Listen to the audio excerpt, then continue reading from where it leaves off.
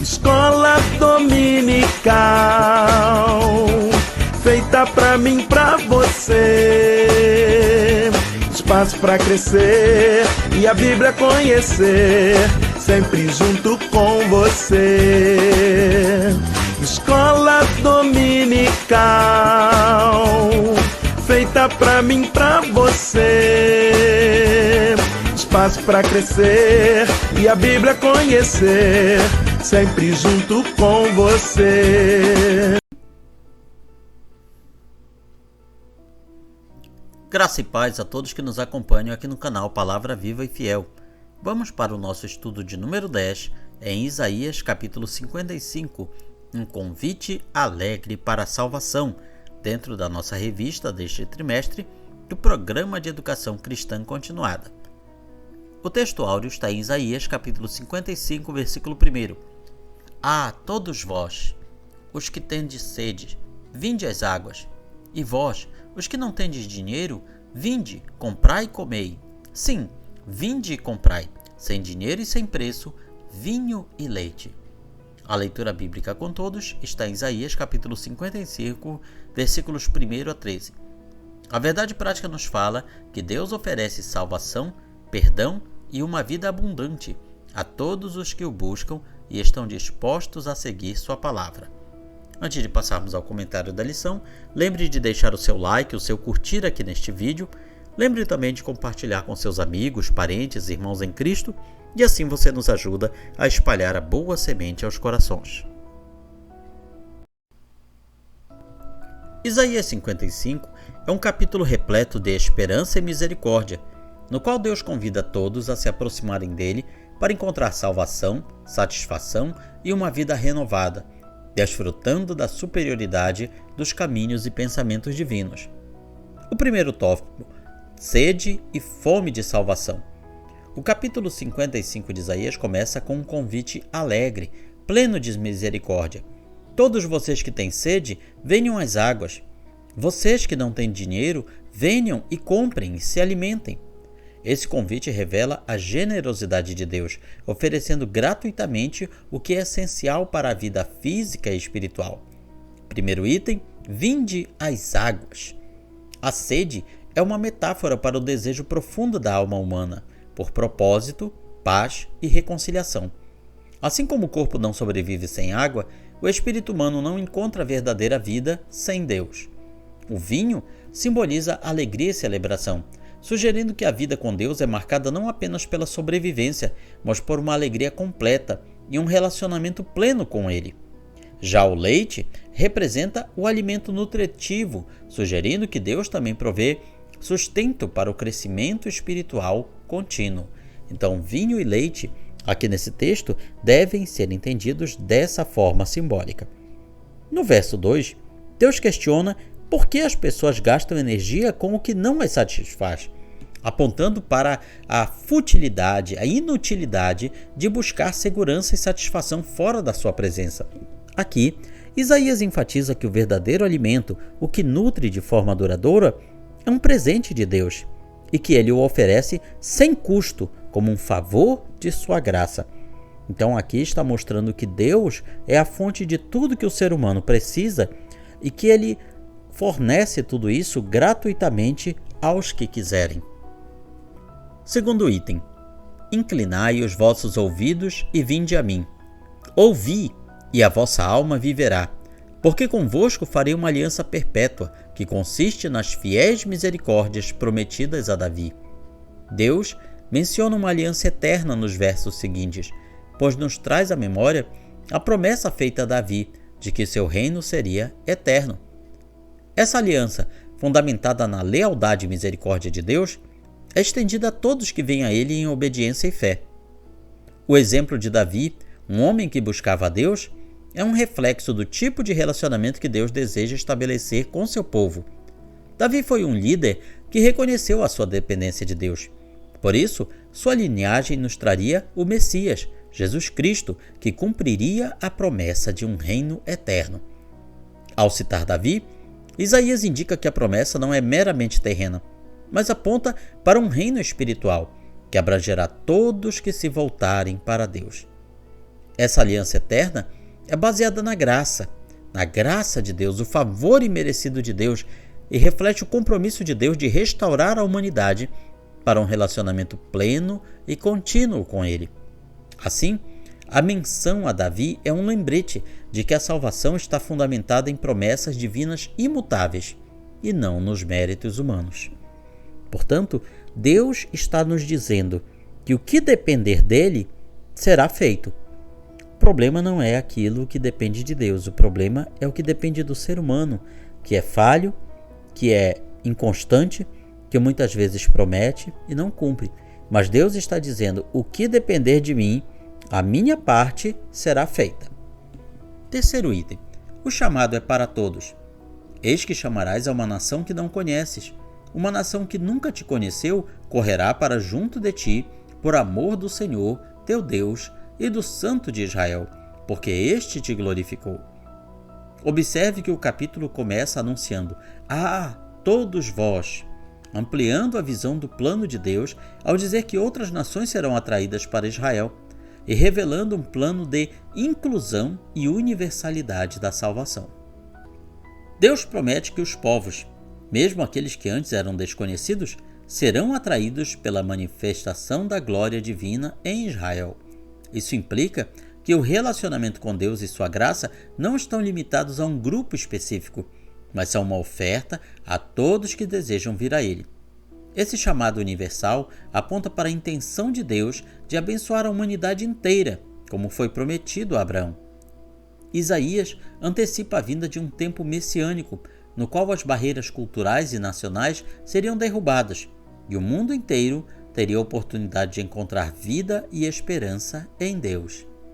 Esse aspecto é significativo, pois revela que o plano de Deus é inclusivo, destinado a alcançar toda a humanidade com sua bondade e misericórdia.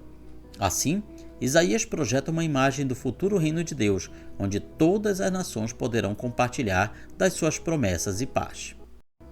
Segundo tópico: buscai o Senhor.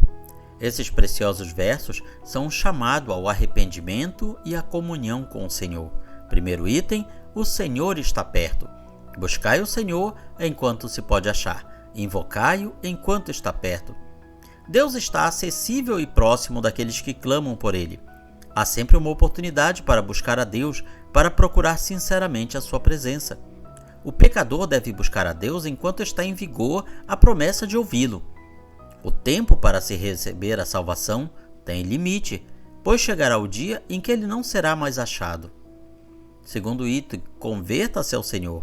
Deixe o perverso o seu caminho, deixe o iníquo os seus pensamentos, converta-se ao Senhor. O arrependimento requer humildade, uma atitude de rendição à soberania de Deus.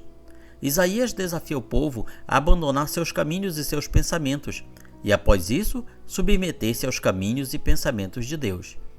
A expressão denota uma rendição completa, um reconhecimento de que a verdadeira sabedoria e direção vem de Deus e não dos planos humanos.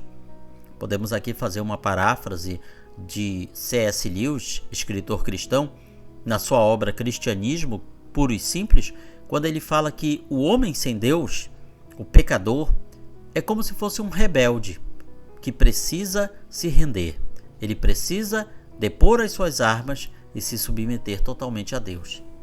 Esse ato de humildade é crucial para que o ser humano se aproxime de Deus, pois ele reconhece a limitação e o engano de confiar em si mesmo. A rendição envolve abrir mão das próprias convicções e planos e buscar em Deus a verdadeira orientação e justiça. Isaías lembra que ao nos aproximarmos de Deus com o coração contrito, Ele nos recebe de braços abertos. A humildade é, portanto, uma postura essencial para que possamos experimentar o perdão e a restauração que Deus oferece, compreendendo que o arrependimento é tanto uma atitude convicta quanto uma mudança de vida. Arrependimento, no grego do Novo Testamento, é metanoia, ou seja, um pensamento. O noia aqui fala de pensamento, atitude interior, meta, um pensamento superior, uma mudança de pensamento levando a um nível mais alto e, portanto, a uma mudança de vida. é uma mudança de 180 graus no seu caminhar. O caminho que antes seguíamos, agora vamos fazer o caminho contrário, o inverso. É isso que é o arrependimento. É muito mais do que tristeza, remorso pelo que se fez de errado. Implica não apenas em deixar práticas de pecado, mas também em realinhar os desejos e o coração com a vontade de Deus. A resposta de Deus ao arrependimento é sempre o perdão abundante, que restaura a alma e permite um recomeço. Esse convite é, portanto, uma expressão da graça de Deus, que oferece renovação a todos que se voltam para Ele. Terceiro item: o Senhor é rico em perdoar. Senhor que se compadecerá dele e volte-se para o nosso Deus, porque é rico em perdoar. Isaías destaca o caráter compassivo de Deus. Mas atenção, compassivo não deve ser entendido como tolerância ao pecado, e sim compassivo no sentido de receber aquele pecador que se arrepende. Este versículo oferece um vislumbre da misericórdia divina e revela que Deus não apenas perdoa, mas o faz de forma abundante, sem limites. A misericórdia de Deus é a base sobre a qual o arrependimento se torna eficaz, pois ela garante ao pecador que há esperança e restauração em Deus. Esse perdão não depende de méritos humanos, mas da disposição de Deus para resgatar e restaurar aqueles que se arrependem. O perdão de Deus é amplo e profundo, pois apaga as transgressões e permite que a pessoa comece uma nova jornada espiritual. A visão de um Deus que perdoa abundantemente contrasta com a justiça limitada e punitiva dos homens e reforça a confiança de que, em Deus, sempre há uma oportunidade de reconciliação e cura para aqueles que se voltam a Ele em sinceridade. Terceiro tópico: pensamentos e caminhos de Deus. O trecho entre os versículos 8 e 13 deixa clara a transcendência de Deus e a limitação humana. Esses versículos explicam que a sabedoria e os propósitos de Deus são superiores e muitas vezes incompreensíveis para nós, pois estão além do alcance humano. Primeiro item: são superiores aos nossos, porque os meus pensamentos não são os vossos pensamentos, nem os vossos caminhos os meus caminhos, diz o Senhor. Porque assim como os céus são mais altos do que a terra, assim são os meus caminhos mais altos que os vossos caminhos, e os meus pensamentos mais altos que os vossos pensamentos. A diferença entre os pensamentos de Deus e os nossos é como a distância entre o céu e a terra, intransponível e profunda. Esse reconhecimento nos convida a confiar na soberania divina, mesmo quando não entendemos suas ações.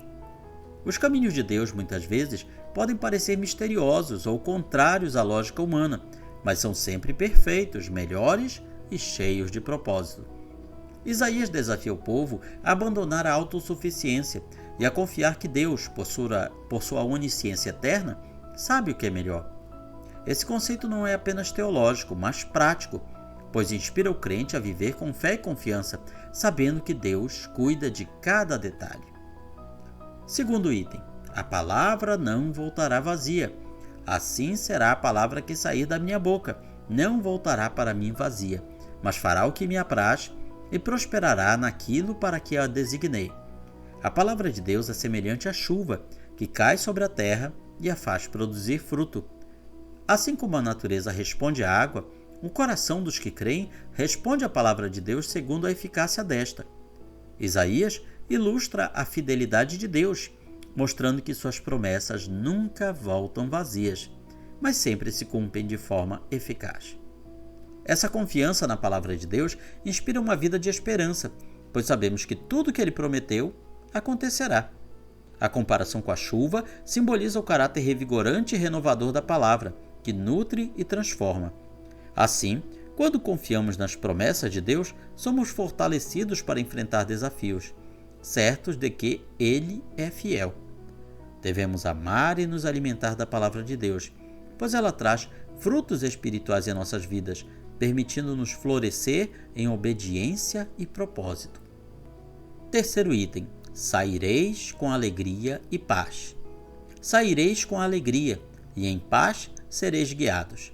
Os montes e os outeiros romperão em cânticos diante de vós, e todas as árvores do campo baterão palmas. Em lugar do espinheiro crescerá o cipestre, em lugar da sarça crescerá a murta, e será para isto glória para o Senhor, e memorial eterno que jamais será extinto. Isaías encerra o capítulo com uma visão de paz e alegria. Alegria acerca de um tempo em que montes e colinas romperão em cânticos. A descrição de uma criação que celebra simboliza a restauração total que Deus promete ao seu povo. A natureza se junta em júbilo, representando a renovação, a harmonia que o Senhor promete àqueles que seguem seus caminhos. A bênção que Deus oferece transforma ambientes áridos e hostis em lugares férteis e frutíferos, trazendo vida e esperança. Ao descrever a substituição do espinheiro pelo cipestre e a da sarça pela murta, Isaías ilustra a ação redentora de Deus, a remoção dos efeitos do pecado e da maldição, que causam desolação e desespero. Essa mudança trará uma nova realidade, marcada por justiça, paz e prosperidade diante dele. Claro que aqui todo esse capítulo, toda esta parte, está apontando não para uma época que já passou, mas para um futuro escatológico. Está apontando para o reino futuro de Deus, que abrangerá céus e terra, e onde não haverá dor, morte, tristeza ou maldição. Este capítulo encerra afirmando que tudo isso será para a glória do Senhor, para sinal eterno que nunca será destruído. Ou seja, essa transformação durará para sempre, evidenciando o caráter imutável de Deus e de suas promessas. Esta paz e alegria são sinais de um reino onde Deus está no centro de tudo. Um mundo transformado, onde a justiça, a alegria e a paz fluem diretamente do trono de Deus eternamente. Que glorioso convite para a salvação! Concluímos então com a nossa aplicação pessoal. Deus está nos convidando para desfrutar de sua salvação, a deixar de lado nossos próprios caminhos e pensamentos para obedecer a sua palavra e viver em comunhão com Ele. Aqui está, portanto, um resumo do nosso estudo de número 10 do Programa de Educação Cristã Continuada, estudando nesse trimestre sobre o livro do profeta Isaías. Que Deus nos abençoe, tenha uma semana cheia de bênçãos e paz na presença do Senhor.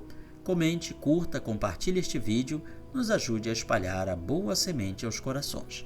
Que Deus nos abençoe.